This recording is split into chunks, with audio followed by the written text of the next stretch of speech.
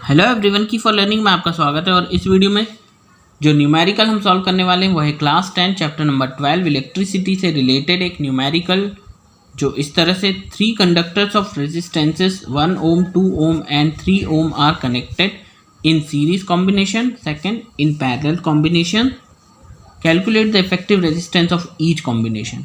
तो क्वेश्चन में कहा गया है कि 3 कंडक्टर्स को जिनके रेजिस्टेंसेस 1 ओम 2 ओम और 3 ओम हैं इन्हें कनेक्ट किया गया फर्स्ट, जबकि वो सीरीज़ में कनेक्ट किया गया सीरीज़ कॉम्बिनेशन में, और सेकंड इसे पैरेलल कॉम्बिनेशन में कनेक्ट किया गया। तो बताइए कि इन 2 केसेस में इफेक्टिव रेजिस्टेंसेस क्या है। ठीक है, तो फर्स्ट हम देखें सॉल्यूशन में। सबसे पहले है इन सीरीज़। ठीक है, सबसे पहले तो बनाते हैं हम एक सर्किट डायग्राम। ठीक है, जो कंडक्टर्स हैं यहाँ पर वो सीरीज में जुड़े तो कुछ इस तरह से जुड़ेंगे, 1 2 और 3। ये तीनों जो कंडक्टर्स हैं इसे हम किससे, तो एक को हम मानते हैं R1, एक को R2 और एक को R3। तो ये कहा है कि 3 जो कंडक्टर्स हैं उनके रेजिस्टेंसेस है, एक का है 1 ओम, एक का है 2 ओम और एक का है 3 ओम, और ये जुड़े हैं सीरीज़ में।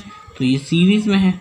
सीरीज़ में क्या है, जस्ट एक के जस्ट बाद दूसरा, दूसरे के जस्ट बाद तीसरा, यानी स्प्लिट नहीं होता है, उसी लाइन में आगे की ओर कंडक्टर्स जुड़े होते हैं। ठीक है, तो अब जबकि सीरीज़ में हो तो इफेक्टिव रेजिस्टेंस का फॉर्मूला होता है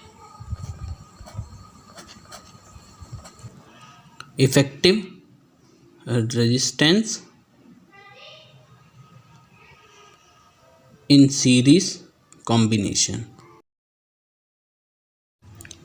ये होता है R of S। R of S, S मतलब सीरीज में रेजिस्टेंस, जबकि सीरीज में कनेक्ट किया हो कंडक्टर्स को, तो होता है R1 प्लस R2 प्लस और इस तरह से Rn। ठीक है, तो ये हो गया हमारा रेजिस्टेंस इन पैरेलल कॉम्बिनेशन।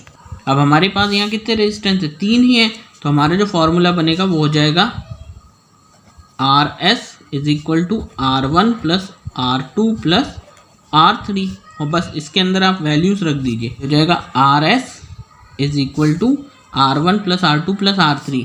ये है R1 है 1 ओम प्लस R2 है 2 ओम प्लस R3 है 3 ओम, और तीनों को हम प्लस कर देंगे तो 6 ओम। तो यही हमारा आंसर आ जाएगा। ठीक है, ये तो तब है जबकि हमने इसे किस में जोड़ा है, सीरीज़ में।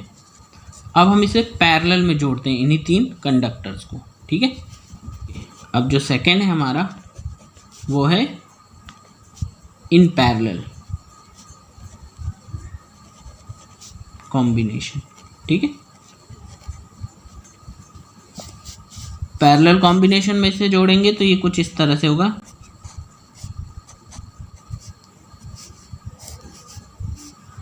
यहाँ से क्या है, ये है हमारी मेन लाइन, इसमें से ये स्प्लिट हो जाते हैं।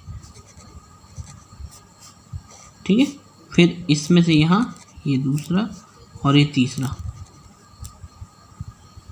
और ये आगे जा कर के मिल जाते हैं। तो ये होता है हमारा पैरेलल कॉम्बिनेशन।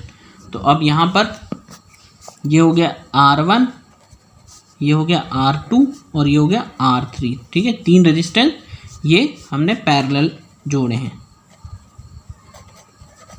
ठीक है, अब देखिए पहला क्या था 1 ओम, दूसरा क्या था 2 ओम और तीसरा 3 ओम। ये हमारे रेजिस्टेंसेस दे रखे थे। अब जब पैरेलल की बात आती, पैरेलल कॉम्बिनेशन, तो जो इफेक्टिव रेजिस्टेंस होता है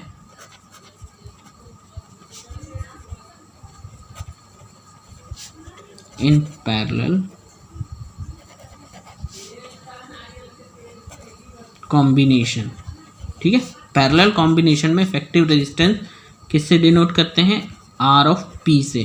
ठीक है, और ये होता है 1 upon R P is equal to 1 upon R1 plus 1 upon R2 plus 1 upon R, इस तरह से आगे बढ़ते हुए 1 अपॉन Rn। ठीक है, तो ये होता है इसका फॉर्मूला। अब क्योंकि हमारे रेजिस्टेंसेस कितने, सिर्फ 3 हैं, तो हम क्या लिखेंगे, ये हो जाएगा 1 upon R P would be equal to 1/R1 plus 1/R2 plus 1/R3। ठीक है, अब इसको आगे देखें तो 1/RP is equal to 1/R1। R1 कितना है 1 ओम, तो 1, ठीक है, प्लस 1/R2 2 प्लस ये हो गया 1/3 ओम। ठीक है, अब इसको सॉल्व करने के लिए एलसीएम लेना पड़ेगा, तो इन तीनों का एलसीएम 1 2 और 3 का आएगा। 1/RP इज इक्वल टू तीनों का एलसीएम 6। ठीक है, 1 से 6 टाइम्स, 6 इंटू 1 6 प्लस 2 से 6 जाएगा 3 टाइम्स, 3 इंटू 1 3 और 3 से 6 जाएगा 2 टाइम्स, 2 इंटू 1 2, यानी 6 3 9 10 11 11/6। इट इम्प्लाइज कि 1/RP इज इक्वल टू 11/6। और जब हम इसको पलट लेंगे तो ये भी पलट जाएगा, क्योंकि हमें RP की वैल्यू चाहिए, 1/RP की वैल्यू। तो ये क्या हो जाएगा, इसका रेसिप्रोकल कर दीजिए, तो ये हो जाएगा,